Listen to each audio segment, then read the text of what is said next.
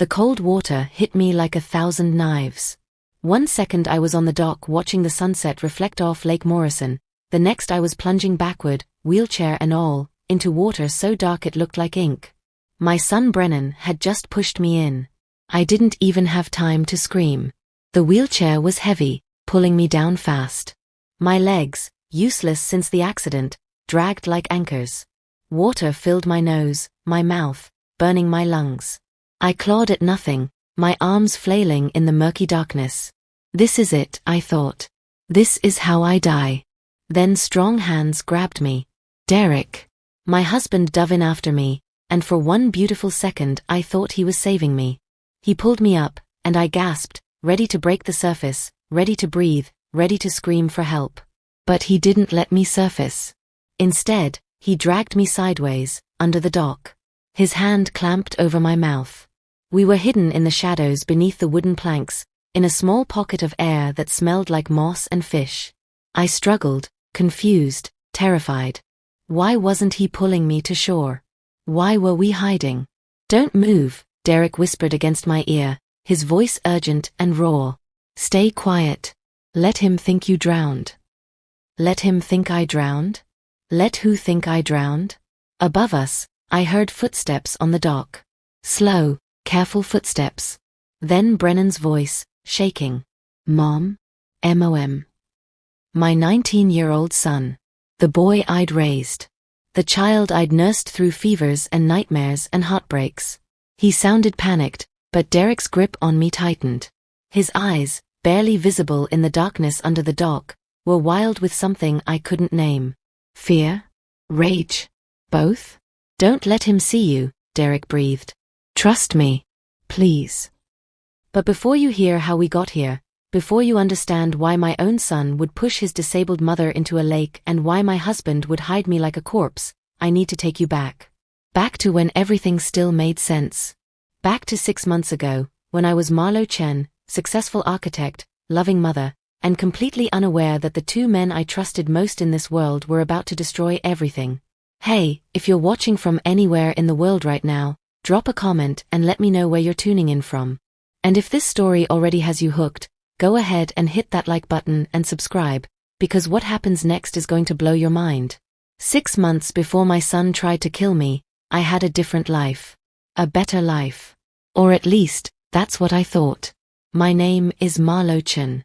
I'm 42 years old. I used to design buildings, the kind that changed city skylines. The kind that made people stop and stare and take pictures. I was good at my job. Really good. My firm had just landed a contract for a performing arts center downtown, and I was the lead architect. Life felt full. Rich. Meaningful. Derek and I had been married for 21 years. We met in college, got married young, built a life together. He ran a consulting business helping small companies with their finances. Steady work, steady income. We weren't rich, but we were comfortable. We had our house in the suburbs, a golden retriever named Biscuit, and Sunday morning pancakes that Derek always burned just a little. Brennan was our only child. 19 years old, finishing his first year at community college. He wanted to transfer to a university to study business, maybe follow in his dad's footsteps. He was a quiet kid, a little shy, but sweet. The kind of son who still hugged his mom in public and didn't complain when I asked him to help me shop for groceries. We were normal. Boringly, beautifully normal. I remember the last perfect day. It was a Tuesday in April. Brennan had come home for dinner, even though he had his own apartment near campus. I made his favorite, chicken parmesan with too much cheese. Derek told terrible jokes that made Brennan roll his eyes but smile anyway. After dinner, we watched a movie together, some action thing with explosions that I didn't really follow. But I didn't care about the plot. I cared that we were all there, together, comfortable. Brennan left around 10. He kissed my cheek at the door. Love you, Mom, he said.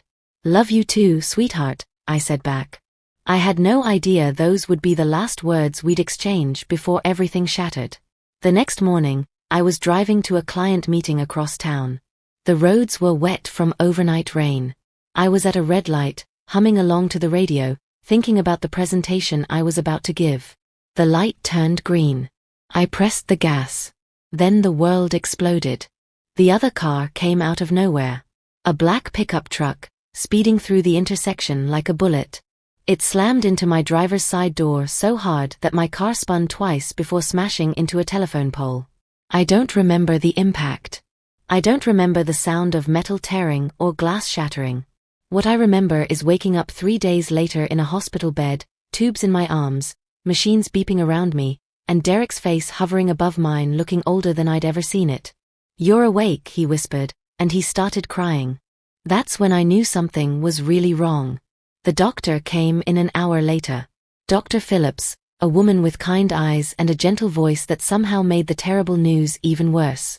"Mrs. Chun, the accident caused significant trauma to your spinal cord. We did everything we could, but the damage was extensive. You have limited sensation below your waist, and we don't expect you'll regain the ability to walk." Paralyzed. The word felt like another car crash, this one happening inside my chest.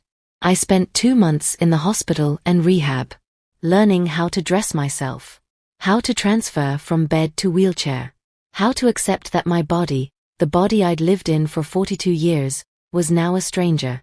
Every day felt like drowning in slow motion. But worse than the physical pain was watching my son disappear. Brennan visited at first. But every time he came, he seemed more uncomfortable, more distant. He'd sit in the chair by my bed and scroll through his phone. When he did talk, his words felt hollow, rehearsed. Like he was checking off a duty instead of visiting his mother. "You okay, honey?" I asked him once, about 3 weeks into my hospital stay. "I'm fine," he said, not looking up from his phone. "Just stressed about finals." But it wasn't finals. I could feel it. Something had changed in him. Something cold had crept into my sweet boy's eyes. The insurance settlement came through in June. The drunk driver who hit me had been uninsured, but my own policy was solid. $2.3 million. It felt like blood money. The lawyer said I was lucky. Lucky. As if any amount of money could give me back my legs. Derek handled all the paperwork. I was too tired, too defeated to care about numbers in a bank account.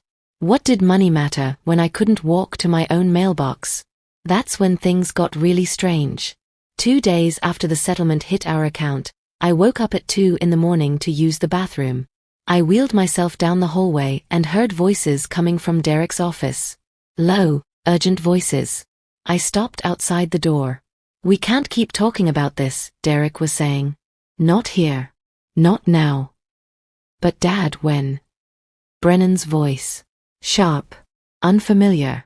"We need to figure this out. The money's just sitting there." "Your mother almost died, Brennan. Show some respect." "I am showing respect. I'm trying to help. You know the business is failing. You know we're drowning in debt. This could save us." My hand froze on my wheelchair. What debt? What was Brennan talking about? The conversation stopped. Footsteps approached the door. I wheeled backward quickly, quietly, and pretended I'd just come out of the bedroom. Derek opened the door, saw me, and his face went carefully blank. "Hey, sweetheart. You need something?" "Just going to the bathroom," I said, searching his face for truth. He smiled, but it didn't reach his eyes. "Let me help you." "I've got it," I said. That night, I couldn't sleep. I kept hearing Brennan's voice in my head. Cold. Calculating. That wasn't my son. That wasn't my boy. But it was about to get so much worse. A week later, I borrowed Derek's laptop to check my email. He'd left it open on the kitchen table. When I moved the mouse, the screen woke up, and I saw the browser history. He hadn't cleared it. My blood went cold. Someone had been searching, inheritance laws, wheelchair-bound parent. How long do paralyzed people live? Accidental drowning investigation procedures. Life insurance payout waiting period. I stared at that screen for 10 minutes straight. My brain couldn't process what I was seeing. Couldn't make sense of it. These searches, they were recent. From 3 days ago. From our home computer. Who had searched these things? Derek? Brennan? Both of them? I cleared the history and closed the laptop, my hands shaking so badly I almost dropped it. Maybe I was being paranoid. Maybe there was an innocent explanation. Maybe someone was writing a crime novel. Maybe it was research for school. But deep in my gut, in that primal place where mothers know when something's wrong with their children, I knew better. I started watching. Really watching. Derek became strange around me. Overly attentive one moment, distant the next. He'd bring me tea without me asking, then spend hours locked in his office taking hushed phone calls. When I asked about the business, he'd smile and say everything was fine. Great, actually. Getting better every day. But I saw the credit card bills piling up on his desk. I saw the worry lines deepening around his eyes. Brennan stopped visiting altogether. When I called him, he'd answer but keep the conversations short. Busy with school, Mom. Got a lot going on, Mom. I'll come by soon, Mom. Soon never came. Then his girlfriend started showing up at the house. Sienna.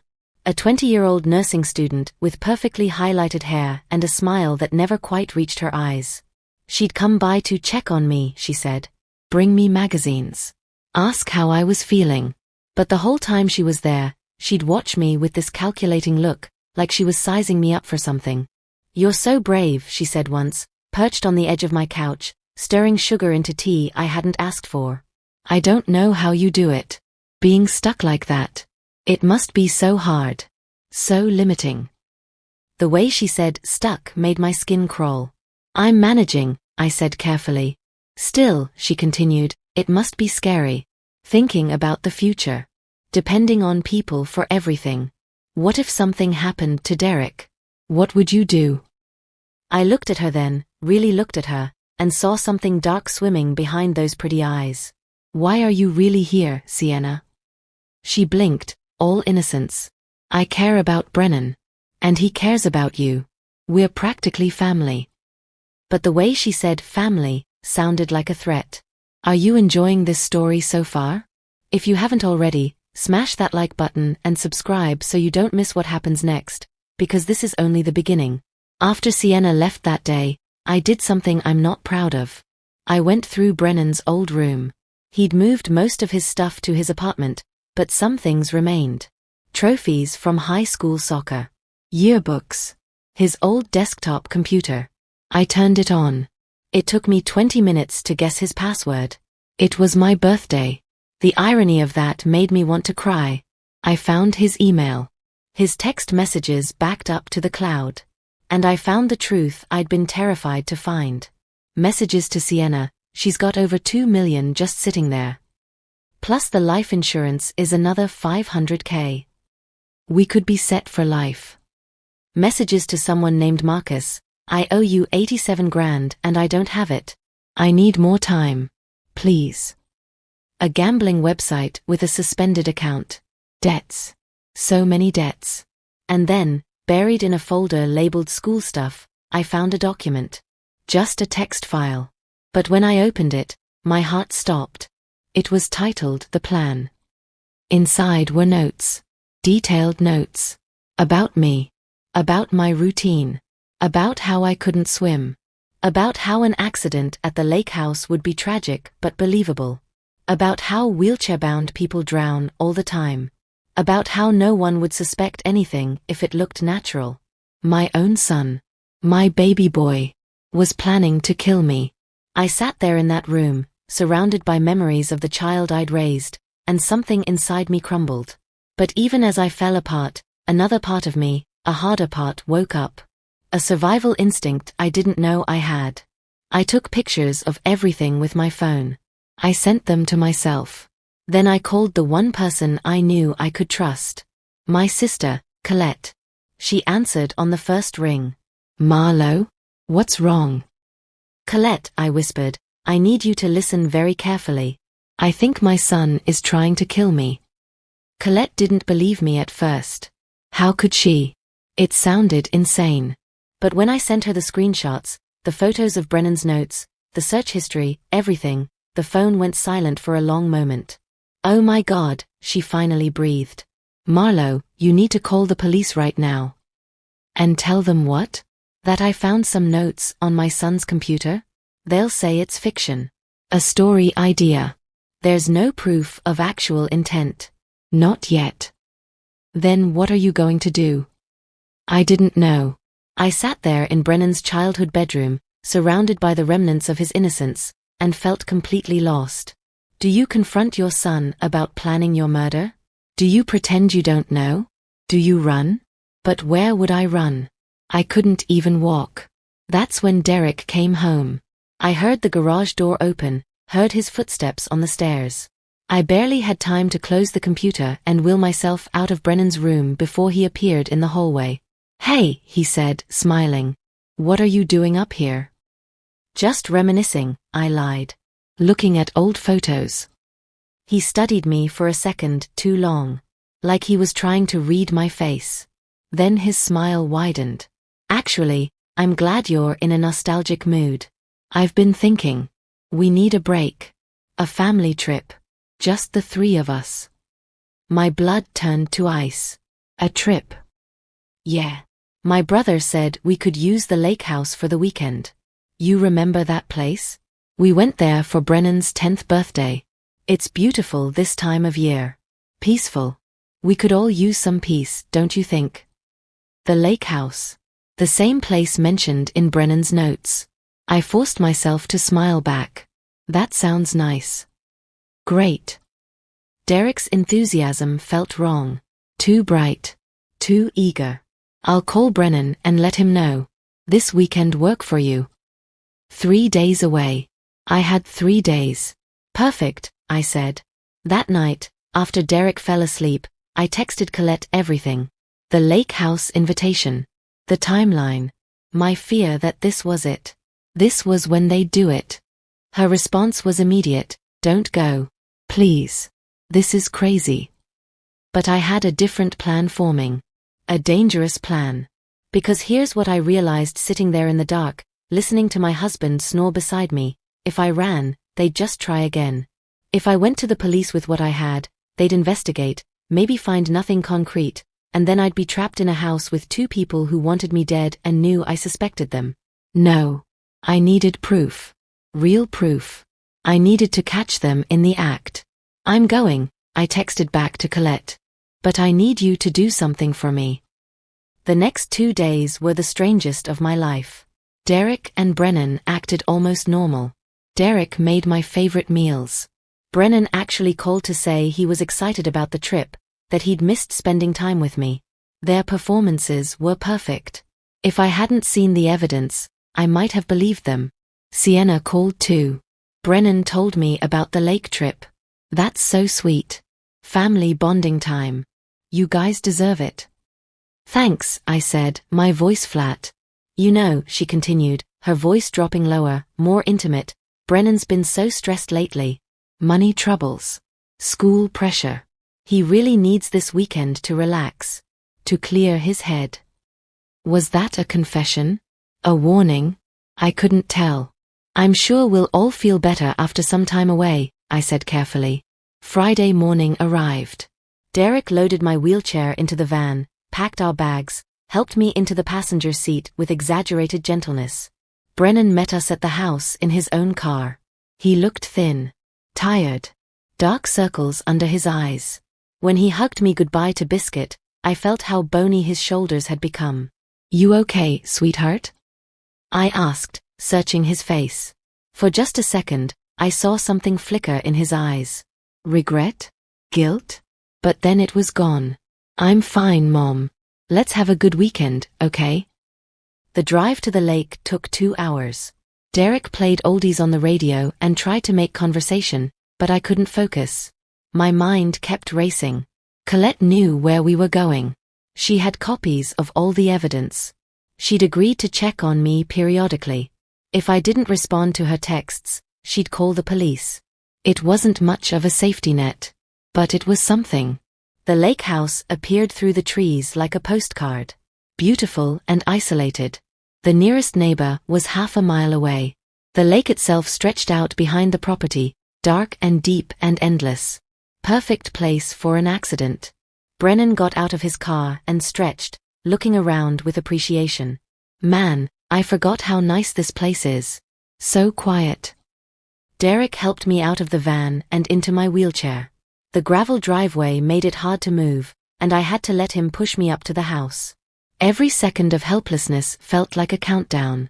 We settled in, made lunch, sat on the porch. It all felt surreal. Like we were actors in a play, delivering our lines, waiting for the final act. Around 4 in the afternoon, Brennan stood up from his porch chair. "Hey Mom, you want to go down to the dock? The sunset's going to be amazing soon. I'll push you down." This was it. Derek looked up sharply. Some wordless communication passed between them. Then Derek nodded. "Good idea. I'll get the camera." My heart was pounding so hard I thought they could hear it. "Sure," I said. "That sounds lovely." Brennan wheeled me down the path toward the lake. The dock stretched out over the water, old wooden planks that creaked under our weight. He pushed me all the way to the end, where the water was deepest, where the drop was most severe. We sat there in silence, watching the sun paint the sky orange and pink. It was beautiful. Heartbreakingly beautiful. "Mom," Brennan said suddenly, his voice cracking. "I'm sorry." And then his hands were on my wheelchair, and I was falling backward into darkness, and the last thing I heard before the water swallowed me was my son's voice breaking on a sob that sounded almost real. The water was everywhere. In my lungs, in my eyes, in my useless legs dragging me down like stones tied to a corpse. The wheelchair was so heavy, pulling me toward the bottom of the lake, and I kicked with arms that felt like they were moving through concrete. I was dying. This was it. My son had actually done it. Then Derek's hands grabbed me, strong and sure, and I thought, thank God. He's saving me. He's going to pull me up and call the police and save me from our monster of a son. But he didn't pull me up. He pulled me sideways, under the dock, into a pocket of shadow and air that smelled like algae and decay. His hand clamped over my mouth before I could scream. We were treading water in the darkness, hidden beneath the wooden planks, and above us I could hear Brennan's footsteps. Slow, deliberate, walking back and forth like he was searching. "Mom." Brennan called out, his voice shaking. "Mom." I tried to pull away from Derek, tried to shout, but his grip was iron. His face was inches from mine in the dim light filtering through the dock boards, and his eyes were wild with something I couldn't name. "Don't move," he whispered against my ear, barely audible. "Stay completely quiet. Let him think you drowned." What? What? My mind was screaming. This didn't make sense. Why would Derek want Brennan to think I was dead? Was he in on it too? Was this part of the plan? Derek's other hand came up, the one not covering my mouth, and he held up his phone in a waterproof case. The screen glowed in the darkness. He was recording. The camera was pointed up through the cracks in the dock, aimed at where Brennan was pacing. Above us, Brennan's voice cracked. Oh God, what did I do? What did I just do? He sounded genuinely panicked, genuinely horrified. Like he couldn't believe what his own hands had done. But I'd seen the notes. I'd read the plan. This was an act. It had to be an act. Derek slowly moved his hand from my mouth, trusting me to stay quiet. I wanted to scream at him, demand answers, but something in his expression stopped me. There was pain there. Deep, raw pain. And determination. "Listen," he breathed, his lips barely moving. "I know. I've known for 3 weeks. I found his journal. I've been playing along, gathering evidence. This phone is recording everything. We need him to confess. We need proof." My brain couldn't process this. 3 weeks? Derek had known for 3 weeks that our son wanted to kill me and he hadn't said anything? "I couldn't tell you," Derek whispered, reading my face. "He was watching you too closely. And I needed him to think I was on his side. I needed him to trust me enough to go through with it so we could catch him. I know it sounds crazy. I know you're terrified. But I dove in to save you and we're going to end this. Right now. Together." Above us, I heard another sound. A phone ringing. Brennan answered it on the second ring. "Dad." His voice was high, borderline hysterical. "Dad, she went under. She's been down there for like 2 minutes. I can't see her. Should I call 911 or should I wait? My stomach turned to ice. He was calling Derek. He was asking his father whether to let his mother drown or fake concern by calling for help. There was a pause. Derek wasn't answering his phone, of course. It was right here, recording this nightmare. Dad, pick up, Brennan begged. Please. I need to know what to do. Do we stick to the plan or do I panic? You said you'd be here. You said you'd help me. You said you'd help me. Those words hit me like another car crash. Derek. My husband. Brennan had thought Derek was helping him plan my murder. I looked at Derek's face in the shadows. Tears were streaming down his cheeks, mixing with the lake water. His jaw was clenched so tight I could see the muscles jumping. Keep recording, I whispered. Above us, Brennan tried calling Derek twice more. When he didn't answer, I heard Brennan's footsteps move away from the dock, back toward the house. Dad? Dad? Where are you? Derek and I stayed frozen under that dock for what felt like hours, but was probably only 5 minutes. My arms were screaming from treading water. My body was shaking from cold and shock and the absolute insanity of what was happening. Finally, Derek nodded toward the far side of the dock, away from where Brennan had gone. We swam quietly, staying under the dock's shadow until we reached the shore about 30 feet from where I'd gone in. Derek helped pull me onto the muddy bank, then retrieved my wheelchair from where it had sunk in the shallows. It was waterlogged and heavy, but still functional. He lifted me into it with shaking arms. We were both soaking wet, both breathing hard, both looking at each other like strangers who'd just survived a war. You have to tell me everything, I said, my voice raw. Right now. All of it. Derek pulled out his phone, stopped the recording, and saved it. Then he looked at me, and I saw my husband crumble. 3 weeks ago, he started, his voice breaking, I went into Brennan's apartment to drop off some groceries. He was at class. I saw his laptop open on the kitchen table. And I saw what he was researching. At first I thought it was a mistake. Some weird school project. But then I found the journal. The one I found too, I said. You found it? Derek's eyes widened. When? 4 days ago. I was going to tell you, but I didn't know if I could trust you. I saw the search history on your computer. Derek's face went pale. That wasn't me. That was Brennan. He used my laptop when he visited. I didn't know until later, until I checked the timestamps against when I wasn't home. We stared at each other, and something clicked into place. We'd both been investigating. Both been terrified. Both been alone with this horrible knowledge. Why didn't you go to the police? I asked.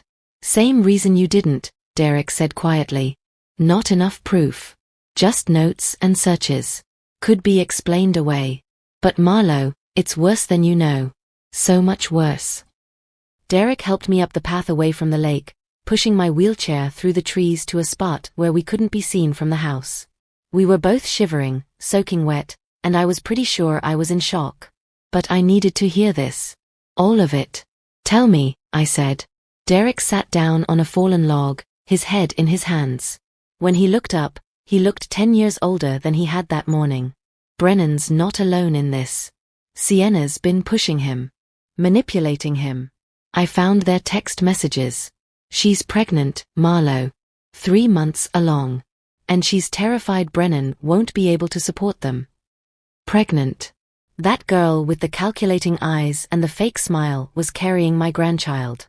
The thought made me nauseous. She convinced him that you were suffering, Derek continued, his voice thick with disgust. That being paralyzed was a fate worse than death. That you'd want to die rather than live like this. She twisted his guilt about your condition into this sick justification for murder. But the money, I said. The text messages I saw. He needs the money. He does. He's in deep. $87,000 in gambling debt to some guy named Marcus. Started with online poker, spiraled into sports betting. He was desperate. Sienna found out about the debt, found out about your settlement, and she planted the seed. Told him it would be merciful. Told him he'd be setting you free while solving their problems. I felt like I was going to throw up. And you? Where do you fit into this? Derek's face crumpled. 2 weeks ago, Brennan came to me. Told me everything. The debt, the plan, all of it. He wanted my help. Said he couldn't do it alone. Said if I loved you, I'd help end your suffering. What did you say? Derek looked at me, and I saw shame burning in his eyes. I almost said yes. The words hung between us like poison. I almost said yes, Marlo. Do you understand? For about 5 minutes, I actually considered it. Because he was right about one thing, my business is failing. Has been for a year. I've got $300,000 in debt I never told you about. Lost clients, bad investments, loans I can't repay. I've been drowning, and I didn't want to worry you while you were recovering. The insurance settlement, your life insurance, it would save everything. Save the house. Save my business. Save our future. I couldn't breathe. My husband, the man I'd trusted for 21 years, had considered murdering me for money. But I couldn't, Derek said quickly, tears streaming down his face. I went home that night and I found the box of old letters in the attic. Remember those? The letters we wrote to each other in college? I read them. Every single one. Read about the girl I fell in love with. The woman I married. The life we built. And I realized that no amount of money, no amount of debt relief, was worth losing you. Not really losing you. He reached out like he wanted to touch my hand, but I pulled away. So I told Brennan I'd help him. I pretended to be on board. Started planning with him. But really, I was documenting everything. Every conversation. Every detail. I bought a recording app for my phone. I've got hours of him talking about this, planning it, getting more committed to it. I was building a case. Gathering evidence. Planning to turn it all over to the police the moment we had enough. You used me as bait, I said, my voice hollow. I protected you, Derek shot back. You think I'd let anything actually happen? I've been watching him like a hawk. Today, I knew he'd do it at the lake. It was in his timeline. He told me it would be during sunset. I was ready. I dove in the second you went under.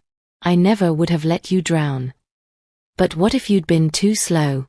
What if I'd hit my head on the way down? What if the wheelchair had trapped me? I know, Derek whispered. I know it was risky. But we needed this. We needed him to actually do it, on camera, with his own voice confessing. Otherwise it's just notes and searches. Now we have attempted murder. We have proof. I sat there in my wet clothes, looking at this man I'd shared my life with, and I didn't know him anymore. Maybe I never had. There's more, Derek said quietly. Something Brennan told me last week. Something that's going to destroy you. What could possibly be worse than this? Derek closed his eyes. The accident. Your car accident 6 months ago. It wasn't a random drunk driver. My heart stopped. What do you mean? The police never caught the person who hit you. They fled the scene, remember? No witnesses, no cameras, no leads. It was a mystery. Derek, what are you saying?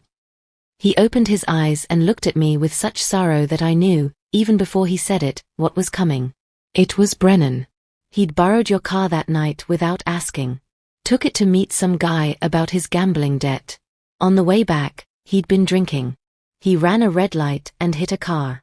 He didn't realize until later, until he saw the news, that the car he hit was yours. With you in it. He'd hit his own mother and drove away. The world tilted. Everything I thought I knew about my life, about my son, about that terrible morning, shattered like glass. He's been living with that guilt for 6 months, Derek continued. Sienna used it against him. Told him you'd never forgive him if you found out. Told him prison would destroy his future. Convinced him that the only way out was through. That if you were gone, the guilt would be gone too. And he'd get the money to fix everything else. I couldn't speak. Couldn't think. My son had paralyzed me. Then tried to kill me to cover it up. Where is he now? I finally asked. Probably panicking, Derek said, checking his phone. I've got 7 missed calls from him. We need to decide what we do next. We could call the police right now. I've got enough evidence to put him away.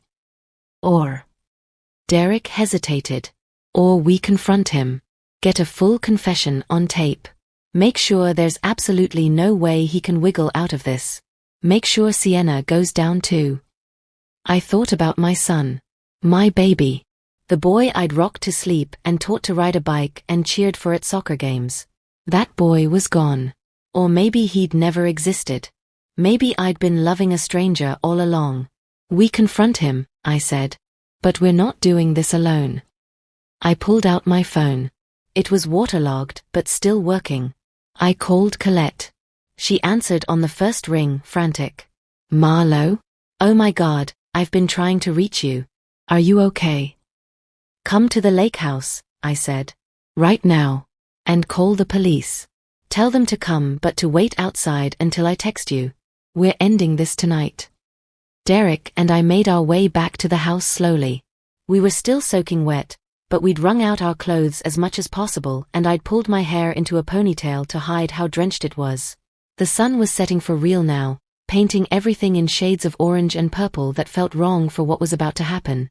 Brennan was on the porch, pacing like a caged animal. When he saw us coming up from the tree line instead of from the lake, his face went through about 5 different emotions in 2 seconds. Shock, confusion, relief, fear, and finally, calculation. Mom? Dad? His voice was high and thin. What? Where were you? I've been looking everywhere. Mom, I thought, at the lake. You fell in and I couldn't find you and I was about to call. Call who, Brennan? I asked calmly, wheeling myself up the ramp to the porch. 911? Or your father to ask what to do? He froze. His face went white. I don't. What are you talking about? Derek came up behind me, his phone visible in his hand. We were under the dock, son. We heard everything. And we've got it all on video. Brennan's legs seemed to give out. He sat down hard on the porch steps, his head in his hands. For a long moment, nobody spoke. The only sound was the evening birds and Brennan's ragged breathing. I'm sorry, he finally whispered. I'm so sorry. I didn't want to. I didn't want any of this. But you did it anyway, I said. My voice sounded strange to my own ears. Flat. Cold. Like it belonged to someone else. She said you were suffering. Brennan looked up at me, his face streaked with tears and snot. Sienna said you were in pain every day. That you'd never be happy again. That you'd want to be free of the wheelchair, free of the burden. She made it sound like mercy. And the $2 million? Derek asked. The life insurance? Was that mercy too? Brennan flinched like he'd been slapped. I owe people money. Bad people. Marcus threatened to kill me. He said if I didn't pay by the end of the month, he'd make an example of me. And Sienna, she's pregnant. We need to get married, get a place, start a life. I couldn't see any other way out. You could have asked for help, I said. You could have come to us. We're your parents. And say what? That I'm a degenerate gambler? That I got some girl pregnant? That I'm drowning in debt? Brennan laughed bitterly. You guys have always been so perfect. Perfect marriage. Perfect careers. Perfect life. How was I supposed to admit I'm a complete failure? So you decided to kill me instead? I asked. Brennan's face crumpled. He started sobbing, big heaving sobs that shook his whole body.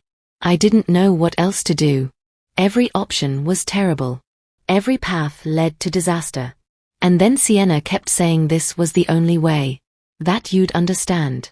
That you'd forgive me. Forgive you for murder? Derek's voice was sharp as broken glass. Forgive me for the accident. Brennan screamed suddenly. Forgive me for being the one who put you in that wheelchair in the first place. There it was. Out in the open. The truth that had been festering between us for 6 months. I wheeled closer to him, Close enough that I could see the broken blood vessels in his eyes, the acne scars on his cheeks, the peach fuzz he'd never quite learned to shave properly. He looked so young, so lost. "You were drunk," I said quietly. "You took my car without asking. You ran a red light. You hit me and you drove away. And then you let me believe it was a stranger. You let me heal and struggle and fight without ever knowing it was you." Brennan couldn't look at me. "I wanted to tell you. So many times. But I was scared. Scared you'd hate me. Scared I'd go to jail. Scared of losing everything." "So you decided to finish the job?" I asked. "Destroy me completely rather than face what you'd done?" "It wasn't supposed to be like this," Brennan whispered. "None of it. I never meant to hurt you. The accident was an accident. And this was supposed to look like an accident too. Painless. Quick. You'd just slip under and it would be over and you wouldn't suffer anymore and I could finally breathe." "But I'm not suffering, Brennan," I said, and my voice broke for the first time. "I'm living. I'm adapting. I'm still your mother. I still laugh and think and dream and love. This wheelchair didn't kill me. You almost did." That's when we heard the car in the driveway. Brennan's head whipped up. "Who's that?" "That would be my sister," I said calmly. "And probably the police." Brennan lunged to his feet. "No. No, no, no. Mom, please. Don't do this. I'll get help. I'll go to therapy. I'll fix this. Please don't send me to prison." Derek stepped between us. "You tried to murder your mother, Brennan. What did you think was going to happen?" Footsteps on the gravel. Colette appeared around the side of the house, and she wasn't alone. 2 police officers flanked her, their expressions grim but professional. "Ma'am," one of them asked, "we got a call about an attempted murder?" Brennan looked at me one last time. "Mom, please. I'm your son. I'm your baby. You can't do this to me." And maybe it was cruel, but I met his eyes and said, "You stopped being my baby the moment you pushed me into that lake." But before the officers could approach, Brennan held up his hands. "Wait. Just wait. There's something else. Something worse. Something Mom needs to know before you arrest me." The officers paused. Colette came to stand beside me, her hand on my shoulder. Derek tensed, like he was ready to tackle Brennan if he tried to run. But Brennan didn't run. He just stood there on the porch, trembling, looking smaller than I'd ever seen him. "What else could there possibly be?" I asked. Brennan wiped his face with shaking hands. "The accident. What Dad told you about the accident. It's true, I was the one driving. But that's not the whole story." My heart was racing. "Then tell me the whole story." "I borrowed your car that night to meet Marcus about the debt. He wanted $50,000 by the end of the week or he'd break my legs. I was terrified. I'd been drinking before I left, trying to build up courage. When I got to the meeting spot, Marcus had 2 guys with him. Big guys. They roughed me up a little, told me time was running out." He paused, struggling to breathe. I left there panicking. It was raining. I was drunk and scared and not paying attention. I ran that red light going maybe 60 in a 35 zone. I saw the car too late. I hit it so hard. The sound. He closed his eyes. "I'll never forget that sound." "And you drove away," Derek said coldly. "I didn't know what to do." Brennan's voice rose. "I was drunk. I was driving Mom's car without permission. I had $2,000 in cash in my pocket from pawning some stuff. If I stopped, I'd get a DUI, maybe vehicular assault. I'd go to jail. So I panicked. I drove home a back way, parked the car in the garage, and went to my apartment." "But you found out it was me," I said. "Not right away. The next morning, Dad called me. Told me you'd been in an accident. Hit and run. Critical condition. I felt sick, but I still didn't put it together. Your car should have been at the collision shop getting fixed. Why would you have been driving?" "I took an Uber to work that day," I said quietly. "My car was supposed to go to the shop in the afternoon. But the shop called and said they had to reschedule. So I drove myself to the morning meeting. I was going to drop the car off after. Brennan nodded, tears streaming down his face. I didn't know that. When I went to visit you in the hospital that first time, I saw them towing a car past the entrance. Your car. With the front end smashed in. Same color, same model as the one I'd been driving. That's when I knew. Jesus Christ, Colette breathed beside me. I checked my car, Brennan continued. Mom's car, I mean. The one I'd borrowed. The front end was destroyed. Paint transfer, cracked headlight, everything. I'd hit my own mother and left her to die on the side of the road. So you hid the evidence, Derek said. I drove it to a chop shop in Newark. Paid them $2,000 to make it disappear, no questions asked. Told you guys it must have been stolen from your driveway. You were so out of it in the hospital, you barely remembered where you'd parked it. I remembered that conversation. Derek telling me my car had been stolen while I was in the hospital. Filing the insurance claim. I'd been too drugged and devastated to question it. But here's the thing, Brennan said, and his voice dropped to almost a whisper. Here's the part that Dad didn't tell you. Because I never told him. What? Derek asked sharply. Brennan looked at me, and I saw something break open in his expression. Pure, raw desperation. Sienna was in the car with me that night. The world stopped. She was there. I heard myself ask. She was in the passenger seat.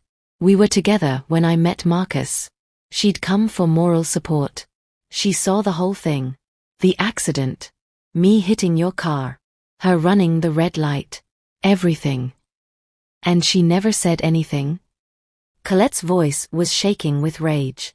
She's the one who told me to drive away, Brennan said. I wanted to stop. I wanted to help. But she grabbed my arm and said if I stopped, both our lives would be over. She said we had to go. Had to protect ourselves. Had to think about our future. She knew, I said slowly. This whole time. She knew it was you. She visited me in the hospital. Brought me magazines. Smiled at me. And she knew. It's worse than that, Brennan said, and he was crying so hard now he could barely speak. When I found out it was you I'd hit, I wanted to confess. I wanted to turn myself in. But Sienna stopped me. She said we'd both go to prison. She said there was another way. A better way. The murder plan, Derek said, his voice hollow. She came up with it. From the beginning. The whole thing was her idea. She researched the laws, the insurance policies, the investigation procedures. She wrote most of the notes in that journal. She pushed me every single day, telling me it was the only solution. That you'd want this, Mom.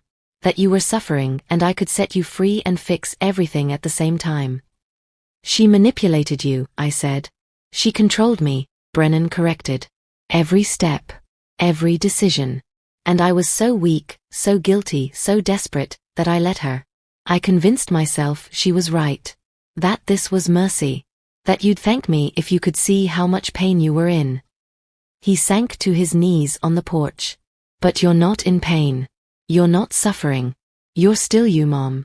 You're still the person who taught me to ride a bike and helped me with homework and believed in me when no one else did.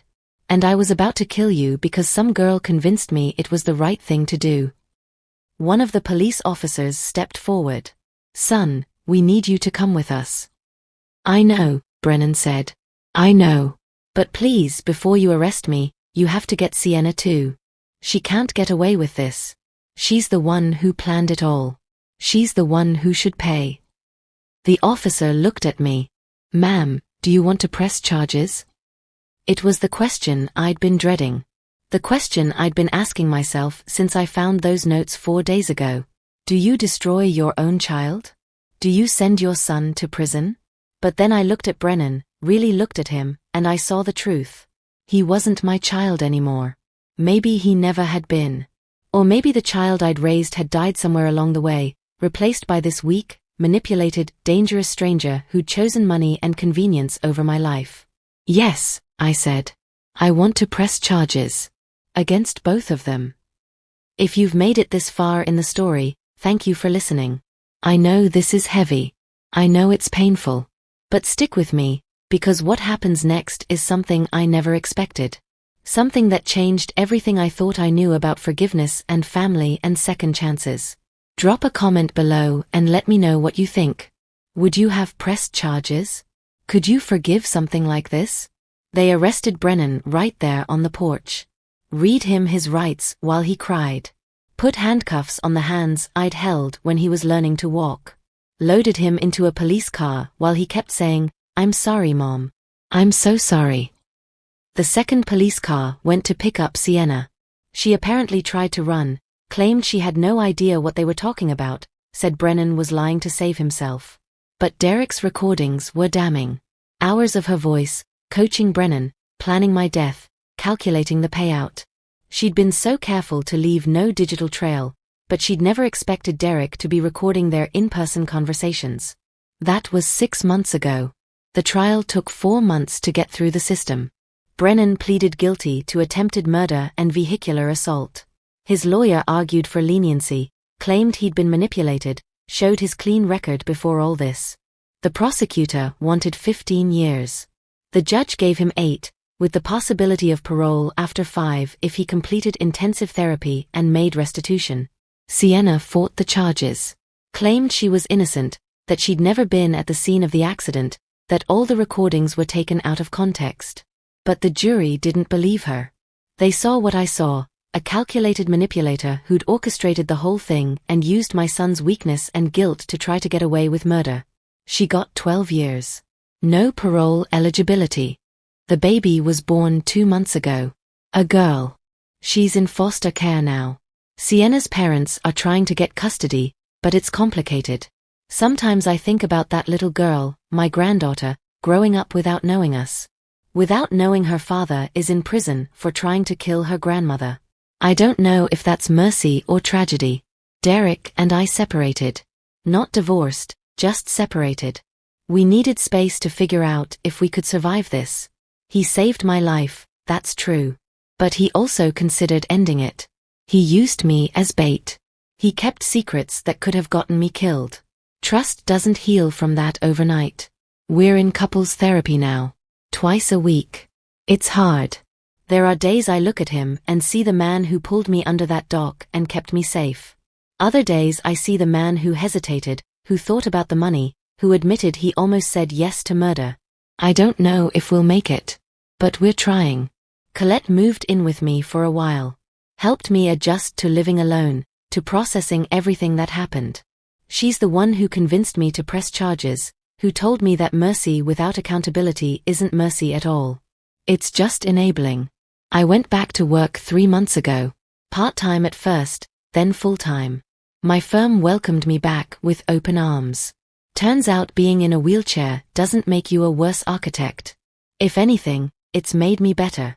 I design with accessibility in mind now. I think about the people who'll use the buildings I create, the ones who need ramps and elevators and wide doorways. My disability gave me perspective I never had before. I've been to visit Brennan twice. The first time was 2 months after his sentencing. He looked terrible. Prison orange didn't suit him. He'd lost weight. His eyes had this hollow look that reminded me of soldiers in war documentaries. "Why did you come?" He asked me through the glass partition. "Because I'm still your mother," I said. "And I need to understand. I need to know if there's anything left of the boy I raised or if he's gone completely." We talked for an hour. He told me about the therapy he was doing, the AA meetings, the support groups for inmates with gambling addictions. He told me he thinks about me every day. About the accident, about the lake, about all the choices that led him to this place. "Do you hate me?" he asked. I thought about that question for a long time. "No," I finally said. "I don't hate you.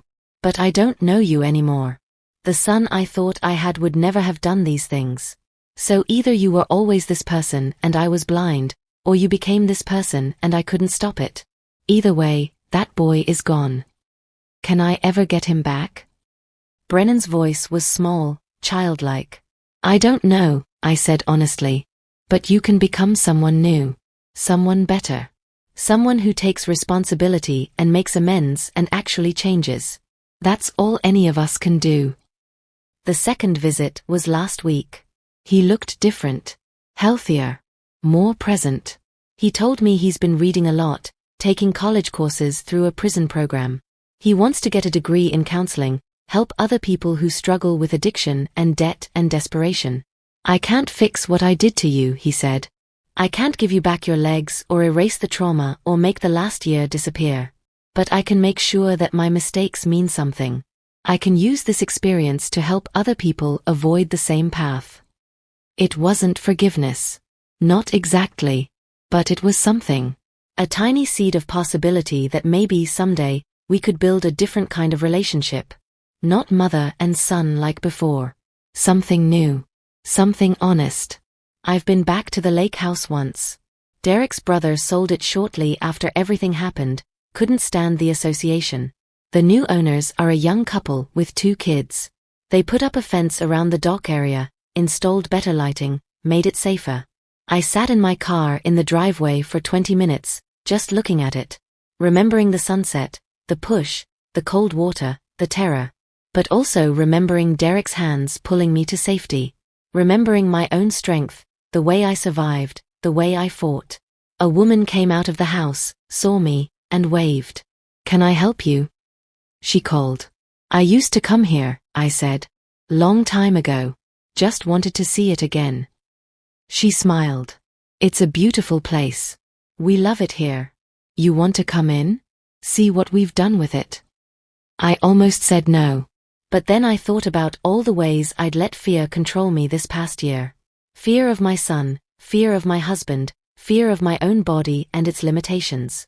I'd survived being paralyzed, nearly drowned, and betrayed by the people I loved most. I could handle walking through a house. Sure, I said. I'd like that. She helped me up the ramp they'd installed, showed me the renovations, the kid-friendly updates, the love they'd poured into the place. And standing in that house that had almost been my grave, I realized something important. Places don't hold power over us. People do. And I'd taken my power back. I'm not going to lie and say everything's perfect now. It's not. I still have nightmares about drowning. I still flinch when Brennan's name comes up in conversation. I still have days where I look at my wheelchair and feel angry at the universe for putting me here. But I also have days where I feel grateful. Grateful that Derek hesitated long enough to choose me. Grateful that Colette answered my call. Grateful that I was strong enough to press charges even when it broke my heart. Grateful that I survived not just the lake, but everything that came after. There's a quote I found in one of my therapy sessions. Forgiveness isn't saying what happened was okay. It's saying I'm not going to let what happened destroy me. I'm not destroyed. Bent, maybe. Scarred, definitely. But not destroyed. Brennan gets out in 4.5 years if he makes parole. I don't know what our relationship will look like then. Maybe we'll rebuild something. Maybe the distance will be permanent. But I've learned that you can love someone and still hold them accountable. You can grieve who they were while accepting who they've become. You can be a mother and still choose yourself. Derek asked me last week if I thought we'd ever live together again. I don't know, I told him. But I'm not ready to give up on us yet. Neither am I, he said. That's enough for now. Not a happy ending, but an honest one. I've started speaking at support groups for people with spinal injuries. Telling my story, or at least parts of it. Not the attempted murder part, that's still too raw, too complicated. But the part about adapting. About discovering that your worth isn't tied to your body's abilities. About learning that disability isn't the end of your story, just a plot twist. Last month, a woman approached me after one of these talks. She was maybe 30, newly paralyzed from a motorcycle accident, and she had that same hollow look Brennan had in prison. That look of someone who'd lost themselves. How do you do it? She asked. How do you keep going when everything's different? When the life you planned is gone? I thought about that question. Thought about the architect I used to be and the architect I am now. Thought about the mother I was and the mother I've become. Thought about all the ways trauma reshapes us, sometimes into something we don't recognize. You mourn what you lost, I told her. Really mourn it. Cry and rage and grieve. But then you start looking for what you gained.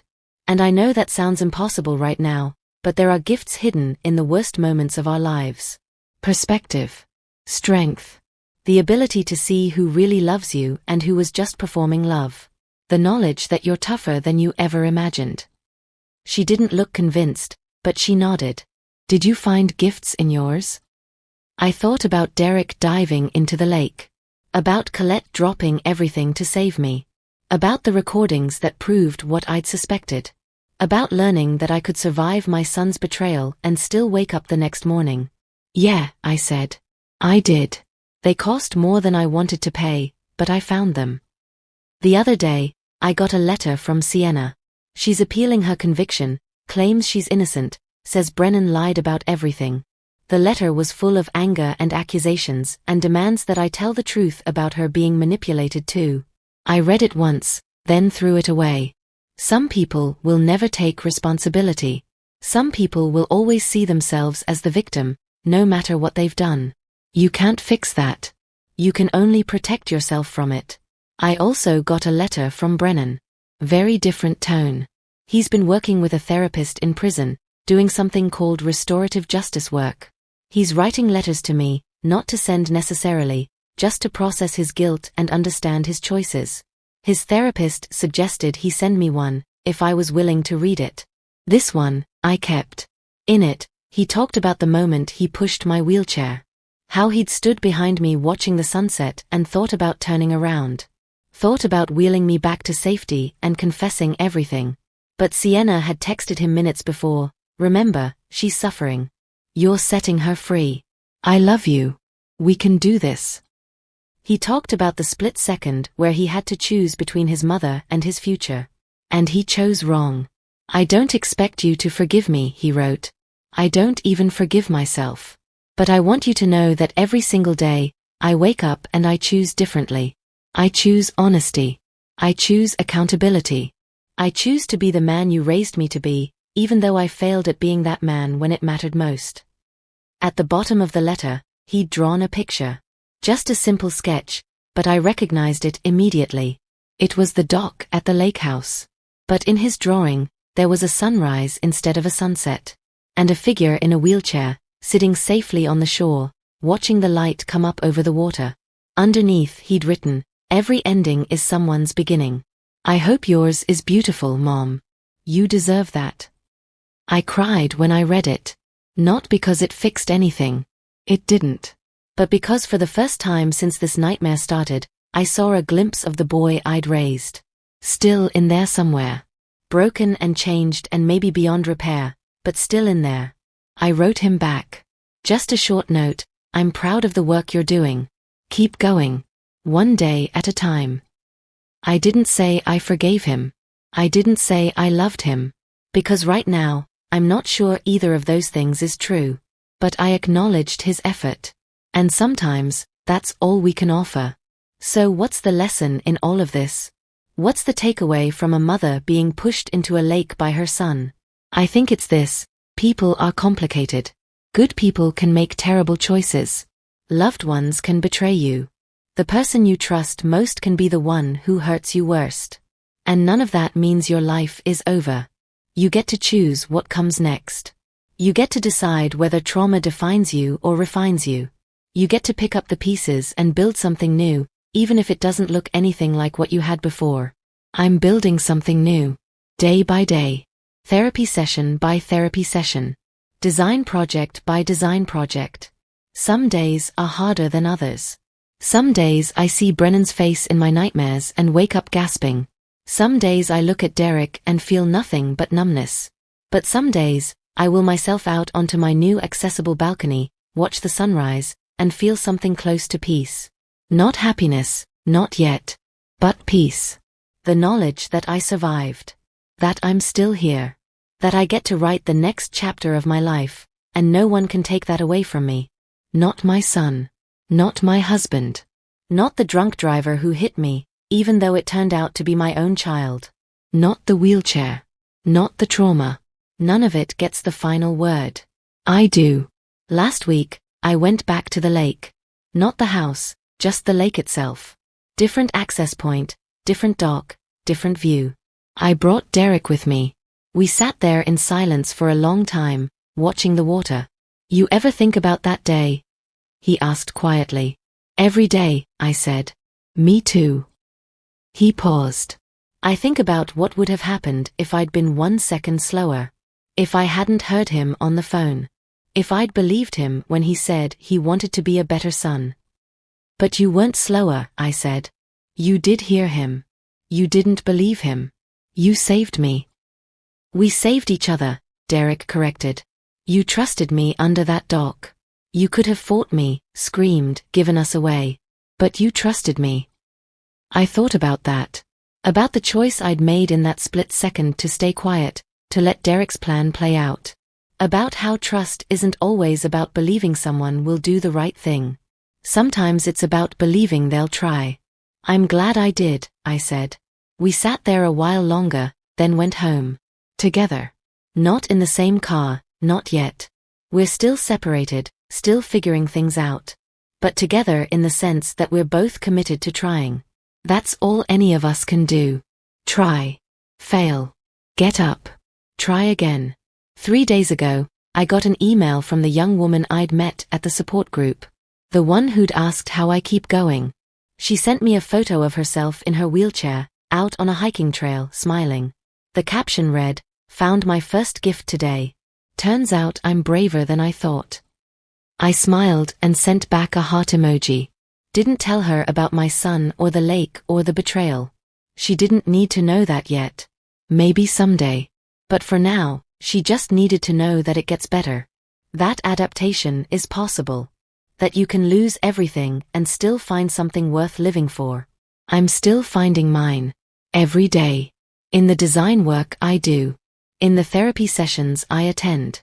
In the slow, careful rebuilding of trust with Derek. In the complicated, painful relationship with Brennan that might never be what it was but could become something real. 4.5 years from now, Brennan might walk out of prison. He might come to my door. And I'll have to decide whether to open it. I don't know what I'll choose. Maybe by then, I'll have forgiven him. Maybe I won't. Maybe forgiveness isn't even the point. Maybe the point is just survival. Just waking up every morning and choosing to build a life worth living, even from the rubble of the life you lost. Maybe the point is learning that your son can push you into a lake, and you can drown in betrayal and heartbreak and trauma, but you can also surface. You can swim. You can survive. And maybe, just maybe, you can do more than survive. You can adapt.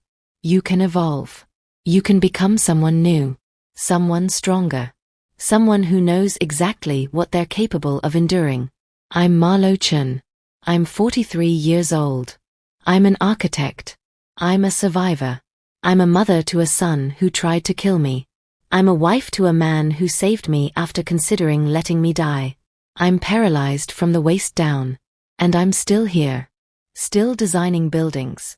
Still fighting for accessibility. Still going to therapy. Still choosing to wake up every morning and try again. That's my story. Not a fairy tale. Not a revenge fantasy. Just the messy, complicated truth of survival. If you made it to the end, thank you for listening. Thank you for staying with me through the hard parts. I know this wasn't an easy story to hear. But I hope it helped someone out there who's drowning in their own way. I hope it reminded you that you're stronger than you think. That betrayal doesn't have to destroy you. That you get to decide what comes next. Drop a comment below and tell me what you think. Have you ever had to forgive the unforgivable? Have you ever been betrayed by someone you loved? How did you survive it? I read every comment, and I promise, whatever you're going through, you're not alone. And if this story meant something to you, share it with someone who needs to hear it. Share it with someone who's struggling. Someone who thinks their story is over. Someone who needs to know that rock bottom isn't the end. It's just the foundation for rebuilding. Thank you for being here. Thank you for listening. Thank you for letting me share my truth. And remember, every ending is someone's beginning. Make yours beautiful. You deserve that.